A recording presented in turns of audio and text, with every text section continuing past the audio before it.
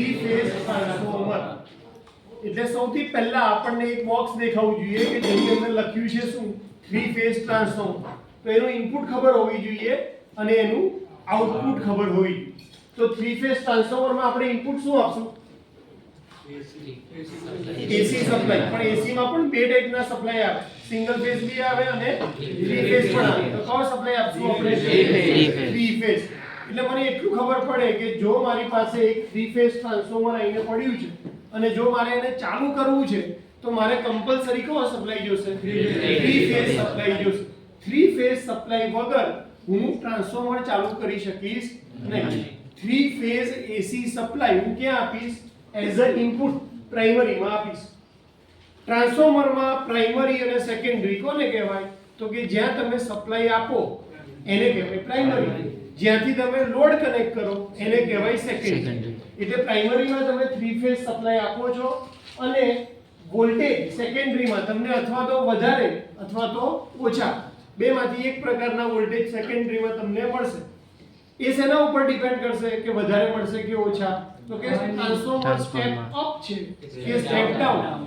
Step up હશે તો આપણને વોલ્ટેજ વધારે મળશે સ્ટેપ ડાઉન હશે તો આપણને વોલ્ટેજ ઓછા મળશે આઉટપુટ કયા ફેઝ મળશે સિંગલ ફેઝ હશે કે થ્રી ફેઝ થ્રી ફેઝ એટલે હવે આપણે એક જ વાક્યમાં કહીએ તો ટ્રાન્સફોર્મર શું કરે છે તો કે ભાઈ transformer three phase supply as a input તરીકે લે છે એની વોલ્ટેજની વેલ્યુ વધારી અથવા ઘટાડીને સેકન્ડરી ઉપર પણ તમને કહો સપ્લાય મળે છે થ્રી ફેઝ એસી સપ્લાય મળે આ થ્રી ફેઝ ટ્રાન્સફોર્મરનું કામ છે એટલે કોઈ પણ સબ્જેક્ટ કોઈ પણ ટોપિક ભણો એના માટે તમને તમારા દિમાગમાં પહેલા એ ક્લિયર હોવું જોઈએ કે ભાઈ એમાં ઇનપુટ શું આવે છે અને એને આઉટપુટ શું આપવું આનો મતલબ આપણે આને સિંગલ ફેઝ માટે યુઝ કરવાના નથી કરી શકાય બીજા બે છેડા તમે છૂટા રાખો y અને b ઉપર કશું કનેક્ટ ના કરો તો યુઝ કરી શકાય પણ આપણે એને યુઝ કરવાના નથી થ્રી ફેઝ લોડ માટે આપણે એને યુઝ કરશું થ્રી ફેઝ ની અંદર બે કનેક્શન પર કયા કયા જ્યારે બી આપણે એવો વાત કરીએ કે ભાઈ થ્રી ફેઝ લોડ છે થ્રી ફેઝ સપ્લાય છે ત્યારે હંમેશા એની અંદર બે ટર્મિનોલોજી ખાસ આવે સ્ટાર અને ડેલ્ટા એટલે હવે આપણે ખાલી થ્રી ફેઝ સપ્લાય નહીં બોલી શું બોલશું થ્રી ફેઝ ઇનકમિંગ ની પોસિબિલિટી કેટલી છે બે અથવા તો સ્ટાર હશે અથવા તો ડેલ્ટા એવી રીતે આઉટપુટમાં પણ કનેક્શન કેટલા ટાઈપના હશે બે સ્ટાર હશે અથવા ડેલ્ટા એટલે એવું બને કે ઇનપુટ સ્ટાર કનેક્શન હોય અને આઉટપુટ ડેલ્ટા કનેક્શન વાળો હોય એવું બને કે ઇનપુટ ડેલ્ટા વાળો હોય અને output star input star output star input delta output delta આવા કોમ્બિનેશનમાં તમને થ્રી ફેઝ ટ્રાન્સફોર્મર મળે અને એટલા માટે જ્યારે બી તમે નેમ પ્લેટ એની વાંચો તો એમાં એનું કનેક્શન ટાઈપ લખ્યું હોય સ્ટાર ડેલ્ટા અથવા ડેલ્ટા સ્ટાર જો આપણે પાવર પ્લાન્ટની વાત કરીએ તો પાવર પ્લાન્ટની અંદર જે ટ્રાન્સફોર્મર હશે એ હંમેશા કેવું હશે સ્ટેપ અપ કે સ્ટેપ ડાઉન સ્ટેપ અપ કારણ કે વોલ્ટેજ કેટલા પર જનરેટ થાય છે 11 કેવી પર જનરેટ થાય છે તમારે એને 220 કેવી 66 કેવી અથવા 132 કેવી ઉપર લઈ જવાનું છે ટ્રાન્સમિશનમાં કોઈ દિવસ ન્યુટ્રલ યુઝ થતો નથી એટલે એ વાયર ખાલી કેટલા હોય છે ત્રણ R Y અને B તો કઈ ટાઈપનું કનેક્શન હશે સ્ટાર કે ડેલ્ટા ડેલ્ટા ડેલ્ટામાં હંમેશા શું હોય ત્રણ જ વાયર હોય સ્ટારમાં કેટલા વાયર હોય ચાર R Y B અને ન્યુટ્રલ એટલે પાવર પ્લાન્ટની અંદર જે કનેક્શન હશે એ ન્યુટ્રલ ટુ એટલે સ્ટાર ટુ ડેલ્ટા વાળા ટ્રાન્સફોર્મર હશે તમે જ્યારે બી પાવર પ્લાન્ટના સબસ્ટેશનની વિઝિટ કરશો અને ત્યાં ટ્રાન્સફોર્મરની નેમ પ્લેટ જોશો તો એમાં શું દેખાતું હશે સ્ટાર ટુ ડેલ્ટા ટ્રાન્સમિશન થઈ ગયું હવે મારે 220 કેવી ને 440 માં કન્વર્ટ કરવાના છે વોલ્ટેજ વધારવા છે તો એ વખતે કયું ટ્રાન્સફોર્મર હશે ડેલ્ટા ડેલ્ટા ન્યુટ્રલની જરૂરત નથી 220 પર આવે છે એ ડેલ્ટા છે 440 કેવી પર જવા દો છો એ બી કયું છે ડેલ્ટા તો ત્યાં કયા ટ્રાન્સફોર્મરની ટાઈપ હશે ડેલ્ટા ડેલ્ટા ત્યાં ન્યુટ્રલ હશે નહીં અને આપણા ઘરની બહાર સોસાયટીમાં જ્યારે 11 કેવી નો સપ્લાય આવે ટ્રાન્સફોર્મરનો 11 કેવી માંથી કેટલા થશે 440 230 થાય છે તો 440 જ. પછી 3 ફેઝ માંથી તમને ઇન્ડિવિડ્યુઅલ એક ફેઝ આપવામાં આવે છે એટલે 440 માંથી કેટલા થઈ જાય છે 230. પણ જે ટ્રાન્સફોર્મર મૂક્યું છે આપણી સોસાયટીની બહાર એનું રેટિંગ કેટલું છે 11 kV 440 વોલ્ટ. ડિસ્ટ્રીબ્યુશનમાં એટલે આપણે ઘરે ન્યુટ્રલ સપ્લાય કમ્પલસરી હોવો જોઈએ અને એટલા માટે એની સેકન્ડરીની ટાઈપ કઈ હશે સ્ટાર. ધારો કે હું આને પોલ માઉન્ટેડ ટ્રાન્સફોર્મર ધારી લઉં તો ઇનકમિંગ ટ્રાન્સમિશન માંથી આવે છે એટલે એમાં કેટલા વાયર હશે 3 એટલે કયું હશે ડેલ્ટા. આઉટગોઈંગ માં કેટલા વાયર જોશે 4 કારણ કે તમારે ન્યુટ્રલ જોઈએ છે એટલે અહીંયા કનેક્શન કયું હશે સ્ટાર. એટલા માટે હંમેશા પોલ માઉન્ટેડ ટ્રાન્સફોર્મર જે હોય છે એની કેટેગરી કઈ હોય છે ડેલ્ટા. તમને ઇન્ટરવ્યુમાં બેઝિક સવાલ પૂછાવાના છે કોઈ દિવસ ઇક્વેશન પૂછાવાની છે નહીં. ટ્રાન્સફોર્મર મેન્યુફેક્ચરિંગ કંપનીમાં જો તમે જોબ માટે જશો તો આ ટાઈપના બેઝિક સવાલ કે તમને ખાલી ટાઈપ દિમાગમાં હોવી જોઈએ. ટ્રાન્સફોર્મર એસી નું એસી માં કન્વર્ટ કરે છે એ બધાને ખબર હશે. ટ્રાન્સફોર્મર 3 ફેઝ નું 3 ફેઝ માં કન્વર્ટ કરે છે એ બધાને ખબર હશે. પણ કનેક્શન ક્યાં કેમ રાખ્યું હશે એ બધાને ખબર હશે. આપણા દિમાગમાં પહેલેથી જ્યારે પણ 3 ફેઝ ની વાત આવે તમે ટ્રાન્સફોર્મર ભણો કે ઇન્ડક્શન મોટર ભણો તમને એ ખબર હોવી જોઈએ કે સ્ટાર ની વાત ચાલે છે કે ડેલ્ટા ની વાત ચાલે. કનેક્શન કયું છે સ્ટાર સ્ટાર છે કે ડેલ્ટા ડેલ્ટા. વર્કિંગ પ્રિન્સિપલ ની વાત કરીએ તો ટ્રાન્સફોર્મર નો વર્કિંગ પ્રિન્સિપલ 3 ફેઝ ટ્રાન્સફોર્મર જેવો જ છે. કોઈને યાદ છે સિંગલ ફેઝ ટ્રાન્સફોર્મર નો વર્કિંગ પ્રિન્સિપલ શું હતો? ધારો કે પૂછાયું હોય એક્ઝામમાં કે ભાઈ explain working principal of single phase transformer તો કયા પ્રિન્સિપલ ઉપર ટ્રાન્સફોર્મર કામ કરે છે? મ્યુચ્યુઅલ ઇન્ડક્શન એટલે કે એક વાઇન્ડિંગ નો ફ્લક્સ બીજી વાઇન્ડિંગ કટ કરે અને એમાં શું પ્રોડ્યુસ થતું હતું? EMF induce. સેમ પ્રિન્સિપલ ઉપર જ કયું ટ્રાન્સફોર્મર કામ કરે છે? 3 ફેઝ ટ્રાન્સફોર્મર કામ કરે. પણ અહીંયા ખાલી એક માઇનર ચેન્જ છે કારણ કે આમાં 3 ફેઝ છે તો ત્રણે ત્રણ ફ્લક્સ નો સરવાળો. સિંગલ ફેઝ માં ફ્લક્સ કેટલો હતો તો એક જ. પ્રાઇમરીમાં જે આપો એ અહીંયાથી લિંક થઈ ગયો અહીંયાથી પાછો અહીંયા ફેઝ કેટલા છે આપડા 3 R Y અને B એટલે ફ્લક્સ કેટલા હશે 3 R Y અને B.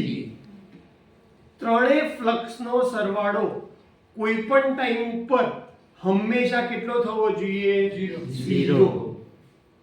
એક વસ્તુનું જ આપણે ખાલી ધ્યાન રાખીએ છીએ શું કે ભાઈ અરેન્જમેન્ટ એવી હોવી જોઈએ કે ત્રણે ત્રણ ફ્લક્સનો સરવાળો તમે કોઈ પણ ટાઈમ ઉપર કરો તો એ વખતે એ સરવાળો કેટલો થવો જોઈએ 0. ઇન્ડિવિડ્યુઅલ વેલ્યુ ગમે એટલી હશે. R ની વેલ્યુ મેક્સિમમ હોય, Y ની થોડીક ઓછી હોય, B ની ઓછી હોય. ખ્યાલ આવે છે હું શું કહું છું? ત્રણ વેવફોર્મ તમે ડ્રો કરો, R નું ડ્રો કરો પછી Y આપણે કેટલા ડિગ્રી પછી મૂકીએ છીએ 120 ડિગ્રી અપાર્ટ. 3 ફેઝ કેમ છે? કારણ કે આપણે 120 ડિગ્રીનું ડિસ્પ્લેસમેન્ટ રાખીએ છીએ.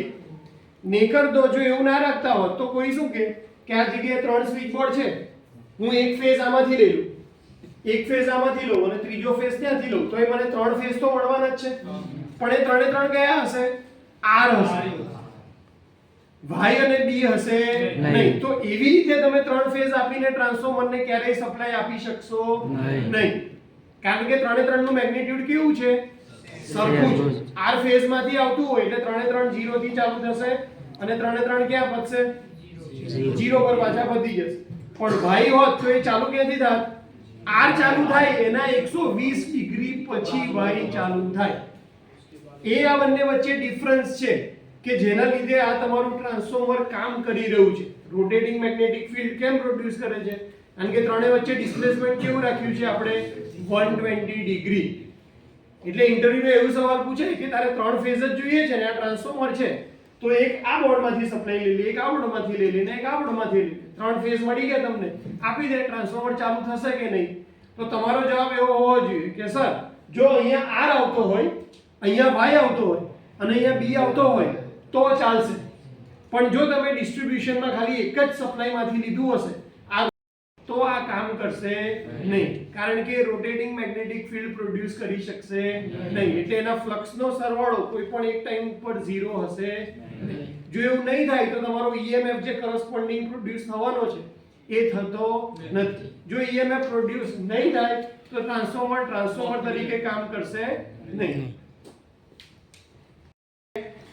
આના ઉપરથી ખાલી આપણે આટલું કન્ક્લુઝન અત્યારે કાઢી શકીએ કે ભાઈ 3 ફેઝ ટ્રાન્સફોર્મરમાં 3 ફેઝ સ્ટાર અથવા ડેલ્ટા સપ્લાય આવે છે અને એ 3 ફેઝ લોડને સપ્લાય પૂરો પાડે છે, વોલ્ટેજ વધારીને અથવા ઘટાડીને.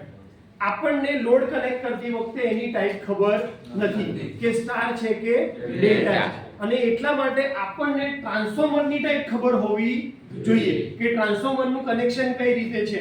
જો અહીંયા ડેલ્ટા કનેક્શન આપ્યું હોય તો ડેલ્ટામાંથી વાયર ખાલી કેટલા નીકળતા હશે? 3. તો પછી તમે એને સ્ટાર કનેક્શન માટે યુઝ કરી શકવાના નથી. એવી જ રીતે જો એનું કનેક્શન સ્ટાર વાળું હોય તો તમે એને ડેલ્ટા બનાવી શકશો, ડેલ્ટા લોડ સાથે કનેક્ટ કરી શકશો નહીં.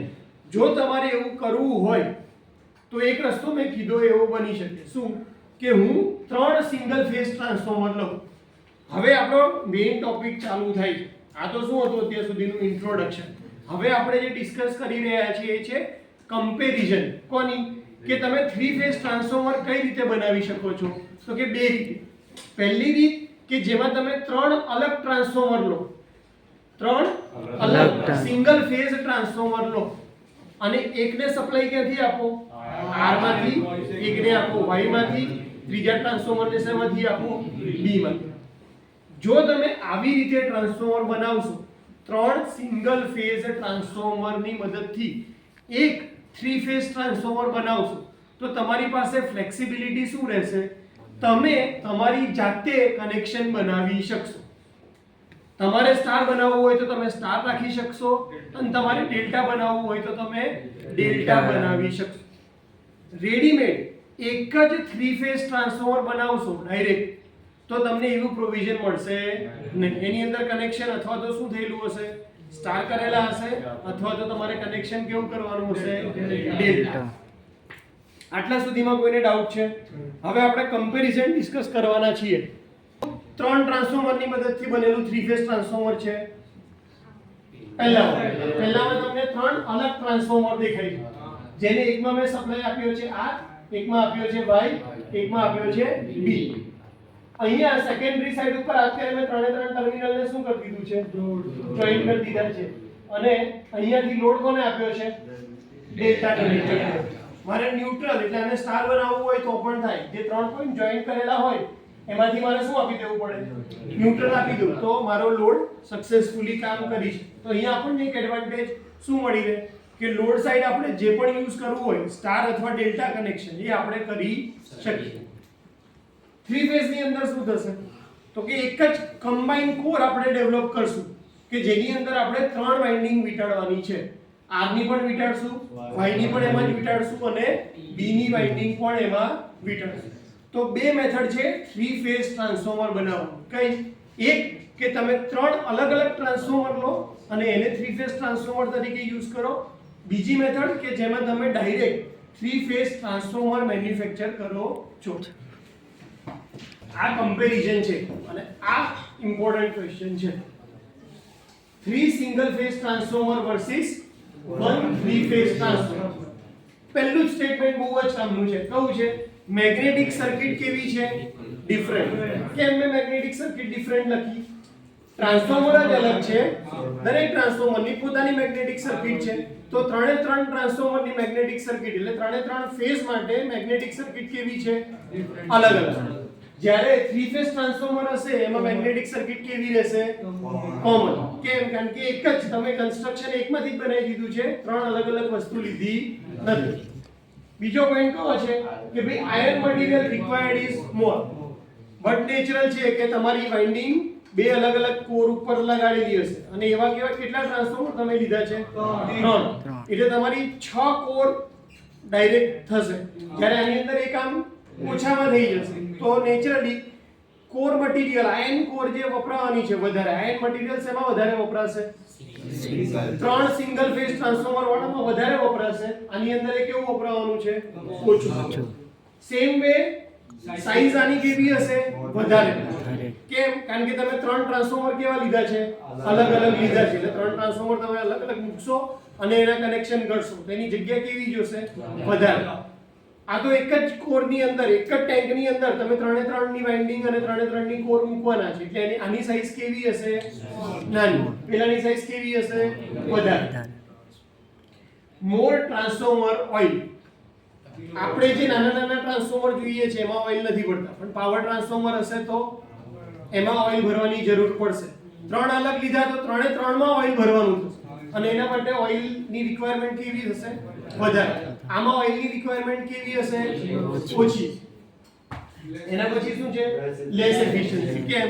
3 ટ્રાન્સફોર્મર છે એટલે તમારે 3 નું ધ્યાન રાખવું પડે. 3 માંથી એકાદનું કંઈક બી પોર્શનમાં પ્રોબ્લેમ હશે, લોસ એનો વધારે હશે તો ડાયરેક્ટ એની એફિશિયન્સી કેવી થઈ જશે? ઓછી. આ બાજુ એક જ વાપરશો તો એની એફિશિયન્સી કેવી હોવાની છે? વધારે. એના પછી લેસ ઇકોનોમિકલ. કેમ? કારણ કે તમારે 3 માટે ખર્ચો કરવાનો છે. 3 ટ્રાન્સફોર્મર અલગ અલગ પરચેસ કરવાના. પહેલું લાઈ, બીજું લાઈ, ત્રીજું લાઈ. જ્યારે એક જ ટ્રાન્સફોર્મર પરચેસ કરશો તો એ હંમેશા એની પ્રાઇસ કેવી હશે? ઓછી.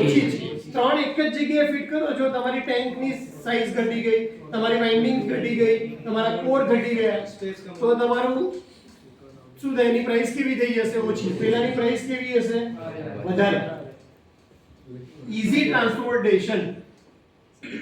3 અલગ અલગ ટ્રાન્સફોર્મર છે તો એનું ટ્રાન્સપોર્ટેશન કેવું થઈ જશે? ઈઝી થશે. કેમ? નાના નાના છે, તમારે છૂટા છૂટા મોકલવા હોય તોય ચાલે. એવું વિચારો કે 6 ફેમિલી મેમ્બર છે, 6 ફેમિલી મેમ્બરને તમે એક ગાડીમાં મોકલો છો, એ તમારું બહુ ટ્રાન્સફોર્મર થશે? એક 3 ફેઝ ટ્રાન્સફોર્મર. અને બંનેને 3 બાઇક, એક પર બે, એક પર બે, એક પર બે, તો શું થશે? કોઈને 1 મિનિટ માટે રોકાવું છે તો પેલો એકલો રોકાઈ જશે, બાકીના બે તો શું થશે? પહોંચી જશે. 3 ફેઝ ટ્રાન્સફોર્મરમાં શું થશે? 6 ને સાથે જ જવું પડશે. અને એટલા માટે ટ્રાન્સપોર્ટેશન ઈઝી કોનું છે? સિંગલ. કારણ કે એકલા ટ્રાન્સફોર્મરની સાઈઝ, એકલા સિંગલ ફેઝની ટ્રાન્સફોર્મરની સાઈઝ કેવી હશે? નાની. કોના કરતા? મોટા એક 3 ફેઝ ટ્રાન્સફોર્મર કરતા. અને એટલા માટે આનું ટ્રાન્સપોર્ટેશન કેવું થઈ ગયું છે? ઈઝી. પેલાનું કેવું છે? Difficult. Continuity of supply maintain by open delta connection. આપણે આ આગળ થિયરીમાં ઓપન ડેલ્ટા કનેક્શન ભણવાનું આવશે. જો તમારી પાસે 3 અલગ અલગ ટ્રાન્સફોર્મર હોય અને એક ટ્રાન્સફોર્મરમાં ફોલ્ટ થાય ને તો તમે 2 ટ્રાન્સફોર્મરથી 57% લોડ ચાલુ રાખી શકો છો. ટોટલ લોડનો 57% લોડ ચાલુ કરી શકો. કઈ રીતે? તો કે 3 ફેઝના કનેક્શનને શેમાં કન્વર્ટ કરી દેવાના? ઓપન ડેલ્ટા કનેક્શનમાં કન્વર્ટ કરી. તો તમારો આખો સપ્લાય બંધ થશે નહીં. પણ એની જગ્યાએ એક 3 ફેઝ ટ્રાન્સફોર્મર હશે તો કોઈમાં પણ પ્રોબ્લેમ આવ્યો તો એ તમારું આખું ટ્રાન્સફોર્મર બંધ થવાનું છે. એના પછી જે standby function is economic. Generally આપણે શું રાખીએ કે આ પાવર જાય તો એની જગ્યાએ મારે બીજી અલ્ટરનેટ અરેન્જમેન્ટ કરવાની હોય. 3 અલગ અલગ ટ્રાન્સફોર્મર તમારી પાસે પડ્યા છે તો હું સ્ટેન્ડ બાયમાં શું રાખીશ? એક સિંગલ ફેઝ ટ્રાન્સફોર્મર મૂકી દઈશ. ના, કેમ? 3 માંથી એક બગડે તો હું એક વડે રિપ્લેસ કરી દઈશ. પણ એની સામે 3 ફેઝ ટ્રાન્સફોર્મર હશે તો એકલું મારે 3 ફેઝની સામે 3 ફેઝ જ રાખવું પડશે તો એની પ્રાઇસ બી વધારે હશે. પેલામાં મારે ખાલી એક નાનું સિંગલ ફેઝનું ટ્રાન્સફોર્મર સ્ટેન્ડ બાયમાં રાખવાનું છે. એટલે standby function is economical નો મીનિંગ ખબર પડી. એના પછી શું છે? Installation cost is less. કે 3 નાના નાના ટ્રાન્સફોર્મર ઇન્સ્ટોલ કરવાના તો એની કોસ્ટ હંમેશા કેવી આવશે? ઓછી. એક મોટું ટ્રાન્સફોર્મર હશે 3 ફેઝ, એની ઇન્સ્ટોલેશન કોસ્ટ કેવી આવશે? હંમેશા વધારે જ આવશે. એના પછી unbalance load is supply effectively. R ફેઝમાં બહુ વધારે લોડ છે, વાય ફેઝમાં ઓછો છે અને બી ફેઝમાં એના કરતાંય ઓછો છે. તો તમારા 3 અલગ અલગ ટ્રાન્સફોર્મર હશે ને તો એને તમે ઇફેક્ટિવલી એ લોડને તમે ઇફેક્ટિવલી સપ્લાય કરી શકશો. કેમ? કારણ કે 3 ટ્રાન્સફોર્મરનું કામ પાછું કેવું છે? ઇન્ડિવિડ્યુઅલ છે. કનેક્શન ભલે સેમ છે પણ એના લોડ જે આપવાના છે એ કેવા છે? અલગ. જ્યારે એકલું 3 ફેઝ બનાવશો તો તમારે પેલું ધ્યાન શું રાખવું પડશે? આર વાય બી ત્રણેના ફ્લક્સનો સરવાળો એટ અ ટાઈમ કેવો થવો જોઈએ? 0. એટલે અનબેલેન્સિંગ લોડ હશે એ ત્યાં ચાલે નહીં. કારણ કે જો અનબેલેન્સ આવશે લોડમાં તો તમારા ન્યુટ્રલમાં કરંટ આવશે. ન્યુટ્રલમાં કરંટ ક્યારે ના આવે? તો કે તમારો 3 ફેઝ લોડ જ્યારે બેલેન્સ હોય ત્યારે ન્યુટ્રલમાં કરંટ આવતો નથી. પણ લોડ બેલેન્સ નહીં હોય તો ન્યુટ્રલની અંદર કરંટ આવશે. અને એટલા માટે અનબેલેન્સ લોડ હોય એ 3 ફેઝ ટ્રાન્સફોર્મરથી તમે જ્યારે સપ્લાય કરો તો એવું કહેવાય કે ઇફેક્ટિવ સપ્લાય થયો નથી, ન્યુટ્રલમાં એના લીધે કરંટ આવશે. જ્યારે પેલામાં એ હેન્ડલ કેવું થઈ જશે, ઈઝીલી થઈ જશે. તો કમ્પેરિઝન પૂછાય તો તમને આ 10 પોઈન્ટ લખતા ફાવે? આમાં કોઈ ડાઉટ છે? સર લાસ્ટ પોઈન્ટ વાપસ. हाँ लास्ट पॉइंट क्या लिखा हुआ है? Unbalance load is supply effectively. Unbalance load यानी क्या? पहले तो अनबैलेंस लोड किसको बोल, કોને કહેવાય? આપણે હું એવું કહું કે 3 ફેઝ ઇન્ડક્શન મોટર મારે ચલાવવાની છે તો એ બેલેન્સ લોડ હશે કે અનબેલેન્સ? બેલેન્સ. કેમ? કારણ કે એની 3 વાઇન્ડિંગ બનેલી છે, 3 વાઇન્ડિંગ નો રેઝિસ્ટન્સ સરખો, એટલે તમે જ્યારે સપ્લાય સાથે એને કનેક્ટ કરશો તો 3 ફેઝ માટે એ બેલેન્સ લોડ કહેવાય. કારણ કે 3 વાઇન્ડિંગ કેવો કરંટ ખેંચશે? સરખો કરંટ ખેંચશે. પણ આ રૂમમાં આપણે R માંથી સપ્લાય આપ્યો છે, બાજુના રૂમમાં Y માંથી અને એની બાજુના રૂમમાં B માંથી. તો 4 નંબર તો અત્યારે બંધ છે, 3 નંબરમાં ખાલી કદાચ એક જ છોકરો બેઠો હોય ને અહીંયા આપણે બધા બેઠા છે. અત્યારે પંખો ચાલુ નથી, લાઈટ ચાલુ નથી, પણ અહીંયા લાઈટ ને પંખા ચાલુ કરી દઈએ તો R માં લોડ કેવો થઈ જશે? વધારે. Y માં કેવો હશે? ઓછો. B માં કેવો હશે? 0. તો આ લોડ કેવો કહેવાય? અનબેલેન્સ લોડ કહેવાય. બેલેન્સ લોડ અને અનબેલેન્સ લોડ વચ્ચે ખબર પડી ગઈ પહેલા? તો અનબેલેન્સ લોડ જ્યારે થાય તો ઇન્ડિવિડ્યુઅલ ટ્રાન્સફોર્મર હશે ને એ એને વધારે સારી રીતે હેન્ડલ કરશે કોના કરતા? એક 3 ફેઝ ટ્રાન્સફોર્મર કરતા. બરાબર. તો આ 10 પોઈન્ટમાં ચલો પહેલો પોઈન્ટ સમજે. હવે હું બધાને પૂછું છું, અત્યારે હવે પોઝ કરવું હોય તો કરી. ટ્રાન્સફોર્મર અને શેલ ટાઈપ ટ્રાન્સફોર્મર. પેલામાં શેલ ટાઈપમાં લીમ વધારે હતા, આમાં બી સેમ. કેટલા લીમ થાય છે? 1 2 3 4 અને 5 લીમ થયા. તમારી વાઇન્ડિંગ કેટલી હશે? R Y અને B વાળી, પ્રાઇમરી અને સેકન્ડરી. એટલે એક જ લીમ ઉપર પ્રાઇમરી અને સેકન્ડરી, પ્રાઇમરી અને સેકન્ડરી Y, પ્રાઇમરી અને સેકન્ડરી B. આપણે જે ભણવામાં ટ્રાન્સફોર્મરમાં યુઝ કરીએ છીએ કે ભાઈ બંને સાઈડ ઉપર એક એક, એવી વાઇન્ડિંગ પ્રેક્ટિકલ લાઈફમાં ક્યાંય યુઝ થતી નથી. LV અંદર હોય અને HV વાઇન્ડિંગ ક્યાં હોય? બહાર. સિંગલ ફેઝ ટ્રાન્સફોર્મર લઈ લો કે 3 ફેઝ ટ્રાન્સફોર્મર લઈ લો, બધામાં કોરની ઉપર પહેલા જે વાઇન્ડિંગ લપેટે એ હોય LV, લો વોલ્ટેજ વાળી, અને એની ઉપર જે વિટાડે એ કઈ હોય? High voltage winding. હંમેશા બહારની બાજુ હોય, અંદર LV. એટલે અહીંયા બી આપણને શું દેખાય છે કે 3 લિંક ઉપર તમારા R Y અને B ની પ્રાઇમરી અને સેકન્ડરી બંને વાઇન્ડિંગ લપેટેલી છે. એટલે આમાંથી જે ફ્લક્સ આવતો હશે કયો હશે? આનો ફ્લક્સ R નો, આનો Y નો, આનો B નો, અને બંને સાઈડ ઉપર જે ફ્લક્સ આવશે એ શું થશે? ત્રણેયનો સરવાળો ડિવાઇડેડ બાય 2. કારણ કે એ બે અલગ અલગ પાથ એને મળે છે. એટલે આ બાજુ બી ટોટલ નો અડધો ફ્લક્સ આવશે, આ બાજુ બી ટોટલ નો ફ્લક્સ કેવો આવશે? અડધો ફ્લક્સ આવશે. એના કરતા ઉલટું કોર ટાઈપમાં ની ટાઈપ વપરાય છે એ છે સેન્ડવિચ ટાઈપ વાઇન્ડિંગ. સેન્ડવિચ કેમ કીધી છે? તો કે દરેક જે HV વાઇન્ડિંગ છે એ કોની વચ્ચે સેન્ડવિચ થયેલી છે? બે LV ની વચ્ચે આવેલી છે. એટલા માટે આપણે એવું કહીએ કે ભાઈ 3 ફેઝ શેલ ટાઈપ ટ્રાન્સફોર્મરમાં કઈ ટાઈપની વાઇન્ડિંગ કરે છે? તો કે સેન્ડવિચ ટાઈપ. LV, HV અને એની ઉપર પાછું શું આવશે? LV. HV બંનેની વચ્ચે સેન્ડવિચ થાય છે, એટલા માટે એ વાઇન્ડિંગ જે છે એને નામ આપણે શું કહીએ છીએ? Sandwich type. કોર ટાઈપમાં લીમ કેટલી થઈ ગઈ? 3. પહેલામાં બી લીમની સંખ્યા કેટલી હતી? જો તમે સિંગલ ફેઝ વાળું પ્રોપર ભણ્યા હોય તો તમે એને ડાયરેક્ટ રિલેટ કરી શકો. જેટલી વાઇન્ડિંગ છે એટલી તમને કોરની જરૂર પડી. ઉપર કઈ હશે? પ્રાઇમરી, નીચે સેકન્ડરી. જો હું મને સ્ટેપ ડાઉન ટ્રાન્સફોર્મર કહું, સોરી સ્ટેપ અપ, કારણ કે અહીંયા વાઇન્ડિંગ કેટલી દેખાય છે? વધારે. અહીંયા ઓછી છે, ટર્ન્સ ઓછા છે, અહીંયા વધારે છે. તો મારે હું જો સપ્લાય અહીંયા આપું અને સપ્લાય અહીંયાથી બહાર લઉં તો આ થઈ જશે સ્ટેપ અપ. અહીંયાથી સપ્લાય આપું અને અહીંયાથી બહાર લઉં તો આ થઈ જશે સ્ટેપ ડાઉન. તો આની અંદર તમારી લીમ્બની સંખ્યા કેટલી થઈ ગઈ? ઘટી. 3. પહેલાની અંદર આપણે સેન્ડવિચ કોઇલ ટાઈપની વાઇન્ડિંગ વાપરતા હતા, આમાં હેલિકલ ટાઈપની વાઇન્ડિંગ વાપરીએ. હેલિકલ એટલે શું? હેલી તમને ખબર છે? બહારથી ચાલુ થાય ધીરે ધીરે અંદર. જલેબી છે કયો? જલેબી બહારથી ચાલુ થાય ને અંદર અંદર શેપ આવીને પતતો જાય. એટલે આમાં વાઇન્ડિંગ વિટાડતા જાય અને અંદર અંદર જઈને છેક અંદર આવીને ક્લોઝ થાય એને કહેવાય હેલિકલ ટાઈપ વાઇન્ડિંગ. તો 3 ફેઝ વાઇન્ડિંગ યુઝ થાય છે. આ હેલિકલ વાઇન્ડિંગ એટલે આમાં કોઈ સેન્ડવિચ વાળું છે, અંદર એલવી બહાર એચવી.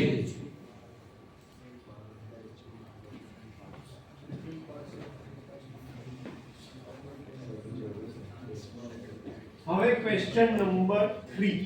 ક્વેશ્ચન નંબર 1 હતો કમ્પેરિઝન. કોનું સિંગલ ફેઝ 3 અને 3 ફેઝ. ક્વેશ્ચન નંબર 2 શું હતું? કોર ટાઈપ અને શેલ ટાઈપ. Question number 3. આ ટોપિક પતશે ત્યારે હું બધાને એક એક કરીને પૂછીશ કે ભાઈ ટ્રાન્સફોર્મર ટેન્કનું ફંક્શન કે, કન્ઝર્વેટર ટેન્કનું ફંક્શન કે, બ્રીધરનું ફંક્શન કે, બધાનું ફંક્શન એક એક કરીને એક લાઈનમાં બધાએ બોલવાનું. હું સમજાવીશ 10 લાઈનમાં, તમારે બોલવાનું છે કેટલામાં? એક લાઈન. કન્ક્લુઝિવ રિમાર્ક કે સાહેબ આનું કામ આ છે. સૌથી પહેલી વસ્તુ કરીએ તો કઈ આવશે? Transformer tank. એટલે થોડો વિડિયો આગળ કરજો જેમાં ટ્રાન્સફોર્મર ટેન્કની ફિગર આવશે. હા બસ. આ વચ્ચેનો જે પોર્શન છે, બહાર તો શું છે? રેડિએટર. વચ્ચેનો આખો જે પોર્શન છે એ તમારી શું કહેવાશે? Transformer tank. ટ્રાન્સફોર્મર ટેન્કનું કામ શું હશે? તો કે તમે કોર બનાવી છે, એની ઉપર તમે વાઇન્ડિંગ લપેટી છે, આ બંનેને તમારે મૂકવા માટે કોઈ જગ્યા જોશે. તમે હવામાં મૂકી શકશો નહીં. કેમ? કારણ કે લોડ કરંટ જ એટલો વધારે છે, હીટ એટલું મારશે કે ડાયરેક્ટ તમે એને હવામાં રાખી શકવાના નથી, ઓપન ટુ એર રાખી શકો નહીં. એટલે તમારે શું કરવું પડશે? એને કોઈ ક્લોઝ વસ્તુમાં મૂકવું પડશે અને એની ઉપર ઇન્સ્યુલેશન પ્રોવાઈડ કરવું પડશે. તો ઇન્સ્યુલેશન માટે આપણે શું કરીએ છીએ? ઓઇલ ભરી દઈએ, ટ્રાન્સફોર્મર ઓઇલ ભરી દઈએ છીએ. પણ એ વસ્તુ મૂકીએ છીએ શેમાં? ટ્રાન્સફોર્મર ટેન્કની અંદર. તો ટ્રાન્સફોર્મર ટેન્કનું મેઇન કામ શું થશે? તો કે કોર અને વાઇન્ડિંગ ને હાઉસ એટલે કે રહેવાની જગ્યા પ્રોવાઈડ કરવાનું કામ કરે છે. કોને કોને? કોર અને વાઇન્ડિંગ. સાથે સાથે ઇન્સ્યુલેશન માટે જે આપણે ઓઇલ મૂકીએ છીએ એને પણ ફરવા માટેની જગ્યા કોણ આપે છે? ટ્રાન્સફોર્મર ટેન્ક જ એને જગ્યા આપે છે. એટલે ટ્રાન્સફોર્મર ટેન્કમાં જો આપણે વાત કરીએ તો બેઝિકલી 3 વસ્તુ એની અંદર હશે. કોઈ તલવાર લઈને મંડી પડે અને આ બધું કાપી નાખે, બધું જ રેડિએટર ઉડાવી દે, તો ખાલી વચ્ચે શું બચે? ટ્રાન્સફોર્મર ટેન્ક બચે. અને પછી તમે જઈને એને બોલ્ટથી ખોલો તો તમને અંદર કેટલી વસ્તુ મળશે? ખાલી 3. કઈ કઈ? કોર, વાઇન્ડિંગ અને ટ્રાન્સફોર્મર ઓઇલ હશે. બીજું કઈ એમાં છે? ખ્યાલ આવી ગયો? ટ્રાન્સફોર્મર ટેન્કમાં કોઈ ડાઉટ છે? થોડું આગળ લઈ જાઓ. બહુ આગળ જતો છે. બસ આજે અહીંયાથી થોડુંક જ આગળ અને પ્લે કરી દો.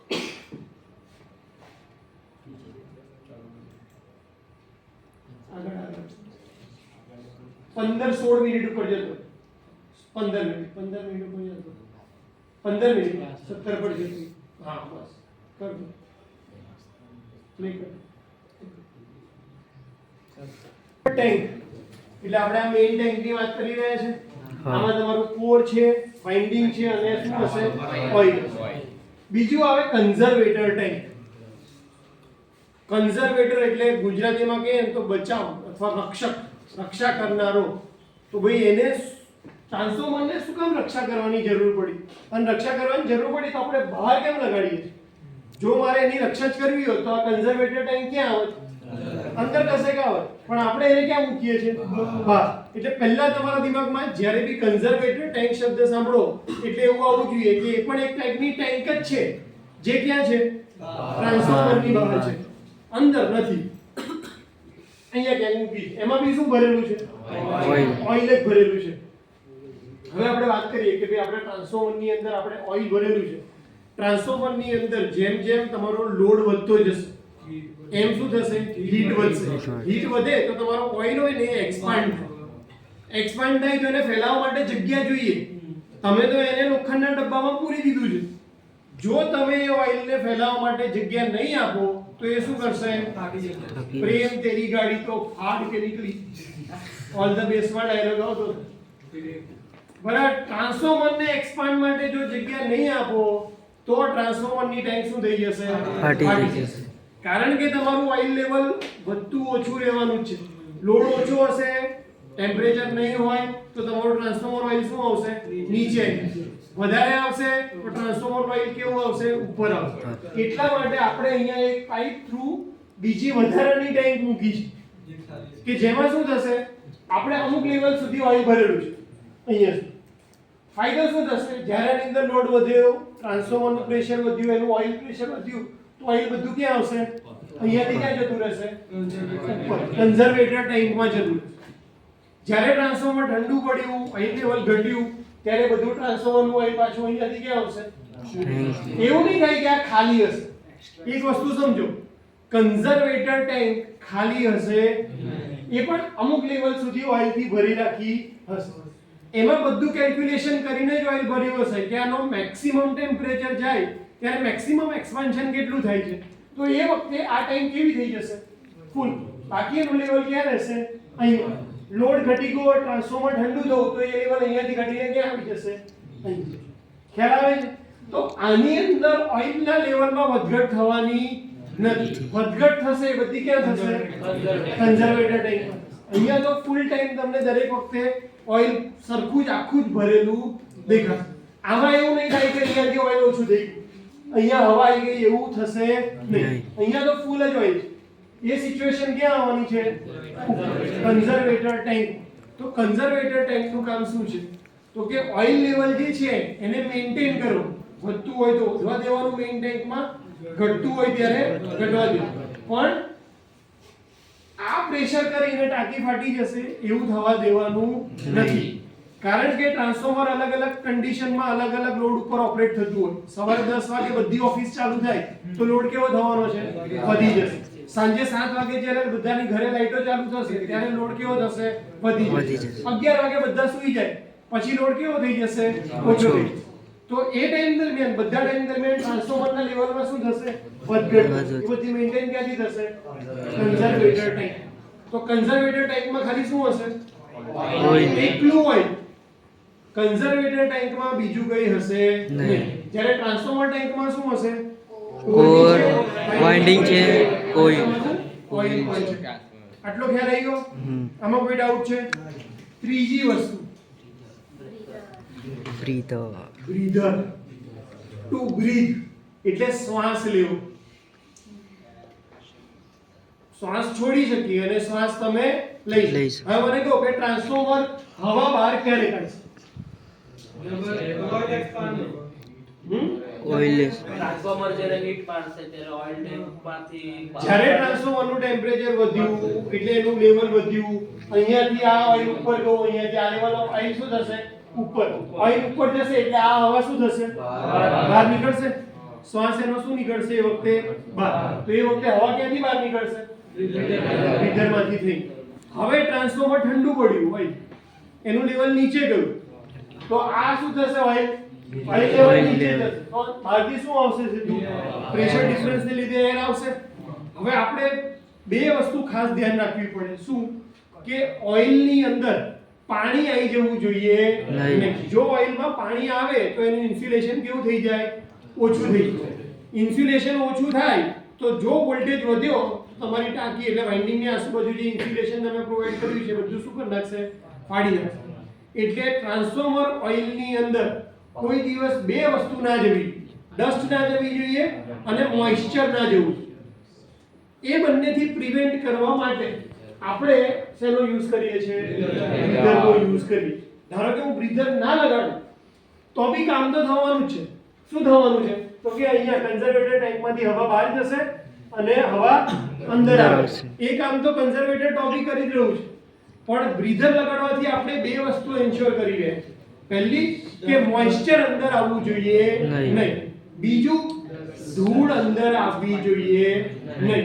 કઈ રીતે આપણે કરીએ છીએ? તો કે બ્રીધરમાં આપણે સિલિકા જેલ નામનું મટીરીયલ યુઝ કરીએ. સિલિકા જેલ શું કરે કે ભાઈ હવામાં જે પણ મોઇસ્ચરનું કન્ટેન્ટ હોય એ અંદર એબ્ઝોર્બ કરે અને જે હવા અંદર મોકલે એ કેવી મોકલે? મોઇસ્ચર. બીજું ડસ્ટ અંદર આવવી જોઈએ નહીં. ડસ્ટ ના આવે એટલા માટે આપણે હવાનો જે ઇનપુટ છે ને એ ત્યાં આગળ ઓઇલ રાખીએ છીએ નાના કપમાં. આગળ ફિગરમાં આવશે. તો કન્ઝર્વેટર ટેન્કમાં ખાલી ઓઇલ ભરેલું હશે અને એક નળી હશે જેમાંથી શું હશે, એર બહાર નીકળતી હશે અથવા એર અંદર આવતી હશે. અને એ પાઇપ કોની સાથે કનેક્ટેડ હશે? બ્રીધર સાથે. કેવા કલરની હોય સિલિકા જેલ? Blue colour. જો પિંક થઈ જાય તો લોચો.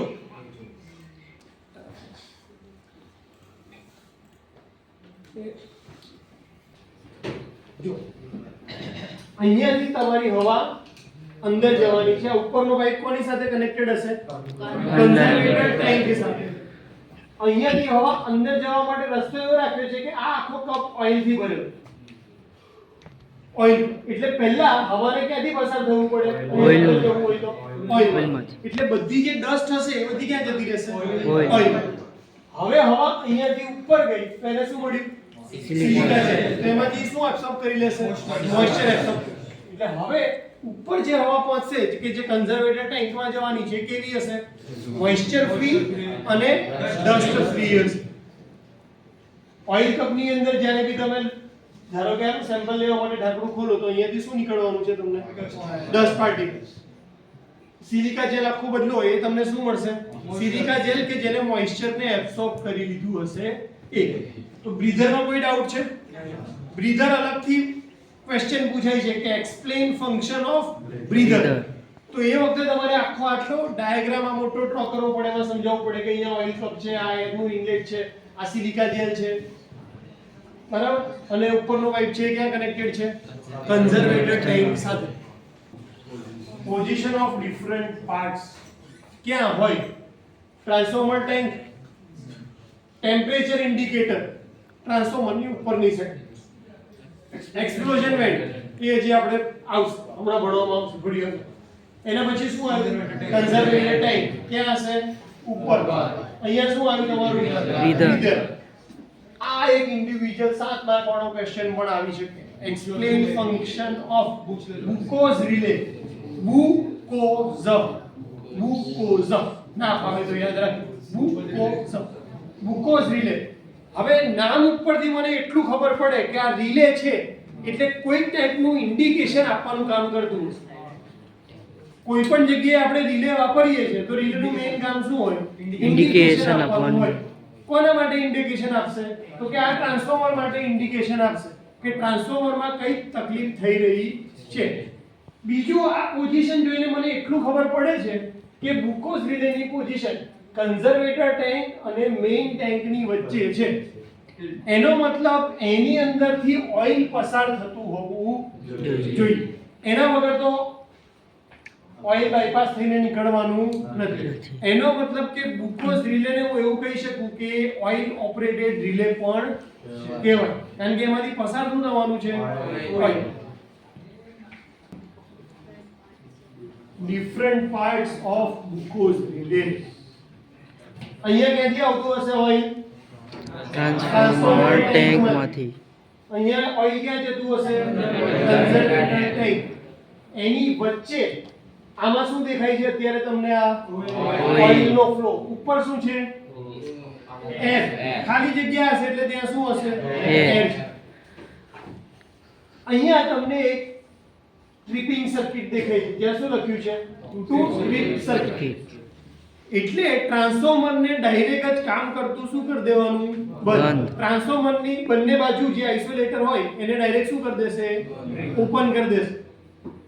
આઇસોલેટર કોઈ દિવસ ઓન લોડ બંધ કરાય નહીં. એટલે એની આગળ હોય સર્કિટ બ્રેકર. એટલે આ સિગ્નલ ડાયરેક્ટ કોને જશે? સર્કિટ બ્રેકરને. કે સર્કિટ બ્રેકર ડાયરેક્ટ સપ્લાય બંને સાઈડને શું કરી દેશે? બંધ. એટલે તમારું ટ્રાન્સફોર્મર કેવું થઈ જશે? બંધ. ટ્રાન્સફોર્મર પછી ફંક્શન કરી શકશે નહીં. જો મારે એવું કરવું હોય એનો મતલબ કે કન્ડિશન કેવી હશે એ વખતે ટ્રાન્સફોર્મરની? બહુ જ ખરાબ થઈ હશે, કોઈ મોટો ફોલ્ટ આવ્યો હશે તો જ મારે ટ્રાન્સફોર્મરને બંધ કરવું પડે. એ સિવાયની બીજી પણ એક સર્કિટ મને દેખાય છે. એ શું છે? કોઈ એલાર્મ સર્કિટ. એટલે કે ખાલી તમને વોર્નિંગ આપે. ટ્રાન્સફોર્મર છે સબસ્ટેશનની અંદર પણ એમાં કંઈક નાનો એવો ફોલ્ટ થયો છે તો તમને એલાર્મ સાઉન્ડ આવે કે બીપ વાગ્યું અથવા મોટેથી સાઉન્ડ આવે, તમને ખબર પડશે કે ટ્રાન્સફોર્મરમાં કંઈક નાનો ફોલ્ટ થયો છે જે મારે અટેન્ડ કરવો પડશે. પણ ડાયરેક્ટ ટ્રીપ થયું સર્કિટ બ્રેકર જ બંધ થઈ ગયું એનો મતલબ શું છે કે ટ્રાન્સફોર્મરમાં ફોલ્ટ કેવો આવ્યો છે, મોટો ફોલ્ટ આવ્યો. બે ટાઈપના ફોલ્ટ છે જેની સામે તમને કોણ ઇન્ડિકેશન આપે છે, બુકોઝ રિલે. ટ્રાન્સફોર્મરના બીજા બધા જે પાર્ટ્સ છે એ ટ્રાન્સફોર્મરનું કામ બરાબર થાય એમાં હેલ્પ કરે છે, પણ બુકોઝ રિલે એમાં કામ કરે છે.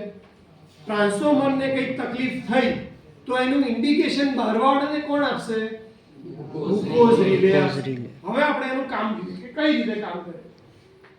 ધારો કે ટ્રાન્સફોર્મરના વાઇન્ડિંગના 2 ટર્ન શોર્ટ થયા, નાનું એવું એનું કંઈક ઇન્સ્યુલેશન ખરાબ થયું, 2 ટર્ન શોર્ટ થયા એટલે કરંટ કેવો વધારે ફ્લો થશે, વધારે ફ્લો થશે રૂટીન કરતા, અને શોર્ટ સર્કિટને લીધે અમુક ટાઈપના ગેસ પ્રોડ્યુસ થશે.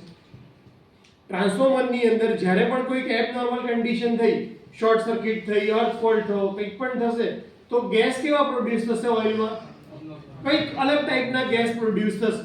એક ગેસ હોય, ગેસની હંમેશા પ્રોપર્ટી શું હોય કે ક્યાં જવા ટ્રાય કરે, બહાર.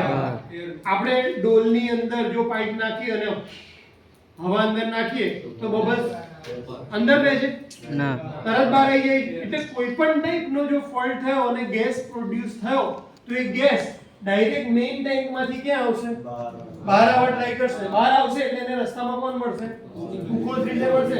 ગ્લુકોઝ રિલેમાંથી અહીંયા જ સીધું ઉપર જવાની જગ્યા મળી ગઈ એટલે ગેસ બધા ક્યાં ભેગા થશે, ઉપર ભેગા થવા લાગશે. એકદમ નાનો ફોલ્ટ હશે તો વાંધો છે નહીં, ગેસ ધીરે ધીરે ભેગા થયા કરશે. આ ગેસ અહીંયા વધતા જાય તો પછી ગેસ પોતાની જગ્યાએ રોકશે. હવે ગેસને એમાંથી બહાર જવાની જગ્યા છે કોઈ જગ્યાએ, ના. તે બધા ગેસ ભેગા ક્યાં થઈ રહ્યા છે, અહીંયા ઉપરની સાઈડ. હવે ગેસનું વોલ્યુમ વધી રહ્યું છે ધીરે ધીરે, ફોલ્ટ કન્ટિન્યુઅસ છે, નાનો નાનો ગેસનું વોલ્યુમ વધી રહ્યું. તો એ ગેસ શું કરશે, આને નીચે લેવા ટ્રાય કરશે, આને પ્રેશર કરશે કે ભાઈ તું નીચે જા, મારી જગ્યા વધી રહી છે. ઓઇલ લેવલ જેવું નીચે આવશે એટલે આ પોર્શન તમારો ક્યાં જશે, ઉપર જશે. અત્યારે કેવો છે, ટિલ્ટ છે, એમાંથી આ કેવો થઈ જશે, સ્ટ્રેટ. હવે અહીંયા જે તમને ટ્યુબ દેખાય છે ને એમાં બ્લેક કલર છે ને એ મર્ક્યુરી છે. મર્ક્યુરી બધાને ખબર છે, સિલ્વર કલરની આવે. આપણે ડોક્ટર પાસે પેલું પ્રેશર ચેક કરાવવા જાવ તો ટુક ટુક ટુક પેલું ઉપર જ. તો એ મર્ક્યુરી સ્વિચમાં નોર્મલ કન્ડિશનમાં ખાલી કનેક્શન કોની જોડે છે, આની જોડે છે. આની જોડે કનેક્શન થતું નથી એટલા માટે એલાર્મ વાગશે નહીં. પણ જેવી આ સ્વિચ સીધી થઈ તો તમારી મર્ક્યુરી બંનેને ટચ થઈ જશે. આ બંનેને ટચ થશે એટલે તમારી સર્કિટ કેવી થશે, કમ્પ્લીટ થશે. સર્કિટ કમ્પ્લીટ થશે એટલે ડાયરેક્ટ શું વાગશે, એલાર્મ વાગશે. એલાર્મ વાગશે એટલે પેલાને જે બી ઓપરેટર હશે એને ખબર પડી જશે કે ટ્રાન્સફોર્મરમાં કોઈ નાનો ફોલ્ટ થયેલો છે જેને મારે અટેન્ડ કરવો પડશે. તો ઇન્ટરનલ ફોલ્ટ હોય એનું ખબર પડી ગઈ કે એમાં શું થવાનું છે, ગેસ ભેગા થશે. ક્યાં થશે, ગ્લુકોઝ રિલેમાં. ગેસ પ્રેશર કરશે ઓઇલને, ઓઇલ નીચે જશે એટલા માટે આ સ્વિચમાં મર્ક્યુરી કોન્ટેક્ટ થશે અને શું વાગશે, એલાર્મ. હવે એવું વિચારો કે આખી વાઇન્ડિંગ જ શોર્ટ થઈ ગઈ છે તો કરંટ કેવો આવશે, બહુ જ વધારે. કરંટ બહુ વધારે આવ્યો તો તમારું ઓઇલ જે છે એનું ટેમ્પરેચર કેવું થઈ જશે, વધી જશે. ઓઇલનું ટેમ્પરેચર વધશે એટલે ક્યાં ભાગશે, ઉપરની બાજુ ભાગશે, જગ્યા વધારે છે એટલે એ ભાગશે. એટલે આનું પ્રેશર, આ ઓઇલનું પ્રેશર કેવું થઈ જશે, બહુ જ વધારે. નોર્મલ કન્ડિશનમાં ઓઇલનું સર્ક્યુલેશન કેવું ચાલતું હશે, ધીરે ધીરે ચાલતું હશે, અહીંથી અહીંયા જઈને ઉપરથી પછી પાછું. આ સ્વિચને ફોર્સથી હલાઈ શકે એટલો ફોર્સ આવતો નથી. પણ જ્યારે ડેન્જર ફોલ્ટ થાય શોર્ટ સર્કિટ લેવલનો ત્યારે શું થશે, ઓઇલનું ટેમ્પરેચર વધવાને લીધે એની સ્પીડ જે આવવાની છે એ બહુ જ વધી જશે. ઓઇલનું સર્ક્યુલેશન એકદમ વધી જશે તો એ વખતે આ સ્વિચ તમારી શું થશે, આમ આગળ ખસશે ફોર્સને લીધે. આ ફોર્સને લીધે આગળ વધી તો અહીંયા મર્ક્યુરી સ્વિચ આ ક્યાં થઈ જશે, સીધી થઈ જશે. જેવું સીધી થશે એટલે આ બંને વચ્ચે કોન્ટેક્ટ થશે. આ બંને વચ્ચે કોન્ટેક્ટ થશે એટલે ડાયરેક્ટ તમારું સર્કિટ બ્રેકર શું થઈ જશે, ટ્રિપ થઈ જશે. તો મેજર ફોલ્ટ હશે ત્યારે આ સર્કિટ બ્રેકર વાળી રિલે ઓપરેટ થશે. માઇનર ફોલ્ટ હશે ત્યારે આ કઈ એલાર્મ. એટલા માટે ગ્લુકોઝ રિલેને ગેસ ઓપરેટેડ રિલે પણ કહેવામાં આવે છે. એક્ઝામમાં એવું પણ પૂછાય કે એક્સપ્લેન ગેસ ઓપરેટેડ રિલે. આપણે ગોખીને ગયા હોય ગ્લુકોઝ રિલે, પૂછાય જ નહીં યાર કે સર આઈએમપી કરતા ગેસ ઓપરેટેડ ખબર નહીં કયો રિલે પૂછ્યું. તો ગ્લુકોઝ રિલેનું નામ જ શું છે, ગેસ ઓપરેટેડ રિલે. કારણ કે ગેસ ભેગા થાય ઉપર ત્યારે પ્રેશર કરીને શું આપે છે, અલાર્મ સર્કિટ આપે. ગ્લુકોઝ રિલેનું ફંક્શન ખ્યાલ આવી ગયું, પોઝિશન ખ્યાલ આવી ગઈ. ક્યાં હશે એની પોઝિશન? કન્ઝર્વેટર ટેન્ક અને મેઇન ટેન્કની વચ્ચે 9.5 ડિગ્રી પર ટિલ્ટ કરેલું હોય, સ્ટ્રેટ ના હોય. કેવું છે? 9.5 ડિગ્રીના એંગલ ઉપર ટિલ્ટ કરીને વચ્ચે તમને ગ્લુકોઝ રિલે જોવા મળે. ઉપરથી તમારે ગેસનું સેમ્પલ લેવું હોય તો, નીચેથી તમારે ઓઇલનું સેમ્પલ લેવું હોય તો લઈ શકો. હજી આગળ થોડું ત્યાં હજી આગળ જવાનું. અહીંયા ગ્લુકોઝ રિલે હા બસ ત્યાં. Next part bushing. સૌથી ખતરનાક કહેવાય આનું કામ. 11 કેવી અને 33 કેવી નો સપ્લાય તમારે ટ્રાન્સફોર્મર ટેન્કની અંદરથી તમે બહાર કાઢી રહ્યા છો. ટ્રાન્સફોર્મર ટેન્ક શેની છે? કાસ્ટ આયર્ન, લોખંડની. એટલે કેવું મટીરીયલ કહેવાય? કન્ડક્ટિંગ મટીરીયલ કહેવાય. જો ભૂલે ચૂકે બી વાઇન્ડિંગનો છેડો કાઢતી વખતે એને ટચ થઈ જાય તો તમારું શું થવાનું છે? કલ્યાણ. કેમ? કારણ કે કન્ડક્ટિંગ મટીરીયલ તમારું ટ્રાન્સફોર્મર ટેન્ક જમીન સાથે જોડેલી છે. ડાયરેક્ટ જ અર્થ ફોલ્ટ થયો, ડાયરેક્ટ જ અર્થિંગ, કોઈ પણ રેઝિસ્ટન્સ વચ્ચે નથી, એટલે ફૂલ કરંટ મસ્ત ફ્લો થાય, ગ્લુકોઝ રિલે ટ્રીપ થાય, બધું બધા જ ઓપરેશન એક સાથે સમજાઈ જાય. જો બુશિંગ ના હોત તો. એટલે બુશિંગ નું કામ શું છે?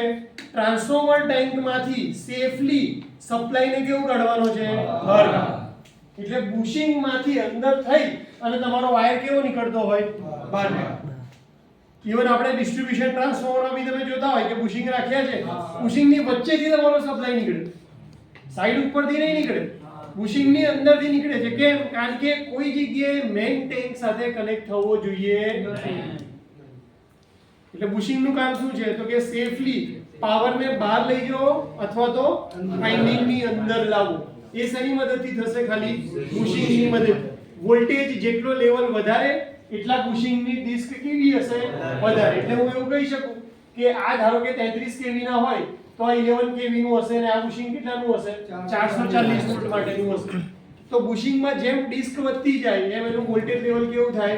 વધતું જાય. એટલે કોઈ પણ ટ્રાન્સફોર્મર ને જોઈ અને એની બુશિંગ ઉપરથી તમને આઈડિયા આવી જશે કે પ્રાઇમરી સાઈડ કઈ છે અથવા પ્રાઇમરી કરતા બી હાઈ વોલ્ટેજ સાઈડ કઈ છે અને લો વોલ્ટેજ સાઈડ કઈ છે. જેના બુશિંગ વધારે એ હાઈ વોલ્ટેજ સાઈડ, જેના બુશિંગ ઓછા એ લો વોલ્ટેજ સાઈડ હશે. सर इसमें और इंसुलेटर में काम ही सेम है दोनों का. वो एक ही चीज है, खाली उसका नाम है.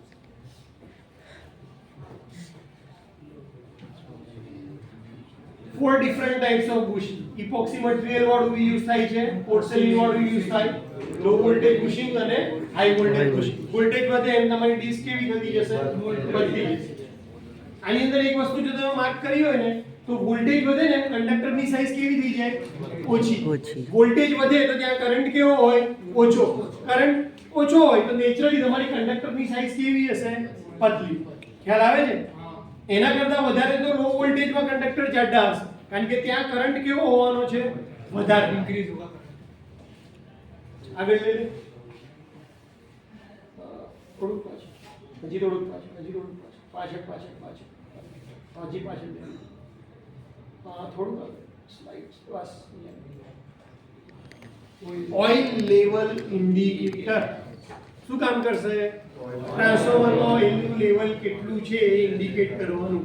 એ પણ જાણવું જરૂરી છે. એવું ના થાય કે કન્ઝર્વેટરનું બધું ઓઇલ પતી ગયું અથવા એ લેવલ કરતા બહુ વધી ગયું. વધી ગયું એ પણ સારું નહીં ને ઓછું થઈ ગયું એ પણ સારું નહીં. કારણ કે લેવલ ઓઇલ લેવલ ઘટી ગયું હશે તો શું થશે? ગ્લુકોઝ રિલે સુધી ઓઇલ પહોંચશે જ નહીં. સમજો, ગ્લુકોઝ રિલે તો ઇન્ડિકેશન છે. એટલે તમારું ઓઇલ લેવલ ગમે તે ટાઈમે કન્ઝર્વેટરમાં તો ઓઇલ રહે એટલું તો હોવું જોઈએ. અને એટલા માટે તમારે કન્ટિન્યુઅસલી ચેક કરતા રહેવાનું હોય કે ભાઈ ઓઇલ લેવલ કેટલું છે. એવી રીતે બે ટાઈપના ટેમ્પરેચર ઇન્ડિકેટર આવે. જેવી રીતે ઓઇલ લેવલ ઇન્ડિકેટર છે એવી રીતે બે ટાઈપના ટેમ્પરેચર ઇન્ડિકેટર છે. એક આવે વાઇન્ડિંગનું ટેમ્પરેચર ઇન્ડિકેટ કરે અને બીજું આવે ઓઇલનું ટેમ્પરેચર ઇન્ડિકેટ કરે કે ભાઈ ઓઇલનું ટેમ્પરેચર કરન્ટલી કેટલું છે. रेड कलर આની અંદર બી તમને છે ને બે કલર દેખાય. દરેક ઇન્ડિકેટર હોય ને એમાં બે કલર હોય, એક હોય રેડ અને એક હોય બ્લેક. રેડ કલર તમને અત્યાર સુધીનું મેક્સિમમ ટેમ્પરેચર કેટલું ગયું છે એ દેખાય.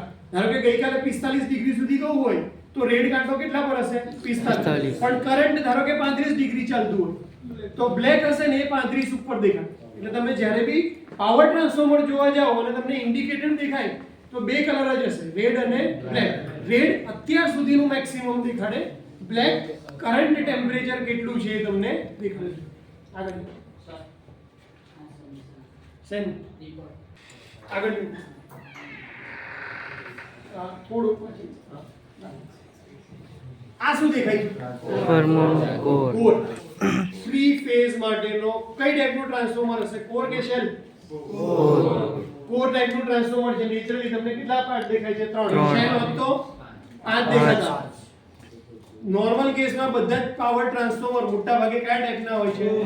કોર ટાઈપના હોય છે. કોર અંદર અને વાઇન્ડિંગ કેવી? આગળ થોડોક આગળ લઈ જાય એટલે વાઇન્ડિંગ બી લગતા હા મસી જશે. આ બહાર શું દેખાય છે તમને? વાઇન્ડિંગ. ખ્યાલ આવે છે? એ જ કોરનું ફોટોગ્રાફ છે પણ એની ઉપર હવે શું લપેટી લીધી છે? વાઇન્ડિંગ. તો તમને બહાર શું દેખાય છે? અંદર શું છે? કોર. તો આ કઈ ટાઈપનું ટ્રાન્સફોર્મર થાય? Core type. જે વસ્તુ અંદર હોય એ ટાઈપનું ટ્રાન્સફોર્મર કહેવાય. તમે કોઈ જગ્યાએ જાઓ, ટ્રાન્સફોર્મર ખુલ્લું દેખાયું તમને તો તમે જોઈને જ કહી શકવા જોઈએ કે આ કોર ટાઈપ છે કે શેલ ટાઈપ છે. આ કયું છે? કોર.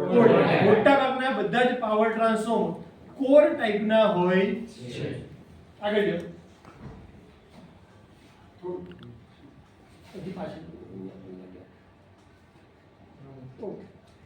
સૌથી પહેલા અહીંયા આગળ સાઈડ ટ્રાન્સફોર્મરના પાર્ટ્સ હતા એ સાઈડ અહીંયા ક્યાંક બસ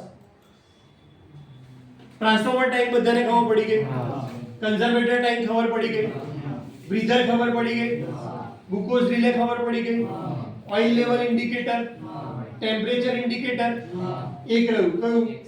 એક્સપ્લોઝન વેન્ટ. ટ્રાન્સફોર્મરમાં એટ અ ટાઈમ જો બહુ જ પ્રેશર વધી ગયું તો સર્કિટ બ્રેકર તો શું કરી દે છે? બ્રેક કરી દે છે બંને બાજુનો સપ્લાય. પણ એનું ટેમ્પરેચર તો વધેલું જ છે ઓઇલનું, એટલે એ તો બહાર નીકળવા ટ્રાય કરશે જ. તો બને કે કન્ઝર્વેટર ટેન્ક ફાડી નાખે અથવા ગ્લુકોઝ રિલે ફાડી નાખે અથવા મેઇન ટેન્ક ફાડી નાખે. તો એવું ના થાય એટલા માટે આપણે એક અલગથી ટ્રાન્સફોર્મરની મેઇન ટેન્કમાંથી એક પાઇપ બહાર કાઢીએ છીએ જેમાં ડાયાફ્રામ મટીરિયલ રાખીએ. ડાયાફ્રામ એ શું કરે? અમુક લેવલ કરતા વધારે પ્રેશર આવે ત્યારે મટીરિયલ પોતે શું થઈ જાય? ફાટી જાય અને ઓઇલ બધું ક્યાંથી બહાર નીકળી જાય? એટલે એક્સપ્લોઝન વેન્ટ શબ્દ જ કેમ વાપર્યો છે કે ટ્રાન્સફોર્મર એક્સપ્લોઝન થવાની તૈયારીમાં હોય ત્યારે એને બચાવવાનું કામ કોણ કરે છે? એટલે એક્સપ્લોઝન નીકળે ક્યાં? તો કે વેન્ટમાંથી. વેન્ટ એટલે કે બારી. તો ટ્રાન્સફોર્મરની સાથે આપણે એને નીકળવા માટે એક ઓલરેડી બારી જેવી જગ્યા રાખીએ છીએ જે નોર્મલ કન્ડિશનમાં કેવી હશે? ક્લોઝ જ હશે. એ વખતે ઓઇલ એને ફાડીને બહાર નીકળી શકશે નહીં. પણ પ્રેશર અમુક લેવલ કરતા વધી ગયું તો ટેન્ક ફાટવાની પહેલા શું ફાટશે? એક્સપ્લોઝન વેન્ટ ફાટી અને બધું ઓઇલ ક્યાંથી બહાર નીકળી જશે? ક્યાંથી બહાર નીકળી. એટલે આપણને ખર્ચો ખાલી શેનો રહેશે? ઓઇલ ફિલ કરવાનો. બાકી બધું કોઈ જગ્યાએ નુકસાન થશે નહીં. એટલે એક્સપ્લોઝન વેન્ટ બી કેવો પાર્ટ છે? એસેન્શિયલ પાર્ટ છે. એટલે આપણે કહીએ કે ભાઈ પ્રોટેક્શન કોણ કોણ પ્રોવાઈડ કરે છે? તો એક ગ્લુકોઝ રિલે પ્રોટેક્શન પ્રોવાઈડ કરે છે. બીજું કોણ કરે છે? Explosion vent. અને થર્ડ પાર્ટ કહીએ તો કન્ઝર્વેટર ટાઈપ ઓઇલની સામે એને આપણને બચાવ આપે છે. તો એક્સપ્લોઝન વેન્ટમાં કોઈ ડાઉટ છે? રેડિએટરનું કામ શું છે? ઓઇલને એક જગ્યાએ ગરમ થવા દઈને રોટેટ કરો એના કરતાં બેટર છે કે કન્ટિન્યુઅસ એને વધારે જગ્યા આપીને રોટેટ કરો. એટલા માટે આપણે ટ્રાન્સફોર્મરની મેઇન ટેન્કની બાજુમાં બધે શું મૂકી દઈએ છે? રેડિએટર. તો રેડિએટરમાંથી બી ઓઇલ કન્ટિન્યુઅસલી શું થયા કરશે? સર્ક્યુલેટ થયા કરે. તો એનું ટેમ્પરેચર કેવું રહે? ઠંડુ રહે. તો ટેમ્પરેચર ઓઇલનું જેટલું ઠંડુ એટલી આપણી તકલીફો કેવી? ઓછી. લાસ્ટ શું છે? પુશિંગ. પુશિંગનું કામ ખબર પડી ગઈ. ટ્રાન્સફોર્મરમાંથી પાવર બહાર લઈ જવો છે ટેન્કને ટચ કર્યા વગર તો એ કામ કોણ કરશે? પુશિંગ કરે છે. પુશિંગની સાઇઝ ઇન્ડિકેટ કરે છે એનો વોલ્ટેજ. વોલ્ટેજ જેટલો વધારે પુશિંગ એટલું મોટા, વોલ્ટેજ જેટલો ઓછો પુશિંગ એટલા. અત્યાર સુધીમાં કોઈ ડાઉટ છે? 3 સવાલ થઈ ગયા. ટ્રાન્સફોર્મરના પાર્ટ્સ, કોર અને શેલ, અને comparison between 3 individual and 1 3 phase transformer. On load અને ઓફ લોડ ટેપ ચેન્જર બાકી છે, પણ એ અત્યારે હવે કરતા એ આપણે નેક્સ્ટ લેક્ચરમાં કરીએ. સેમ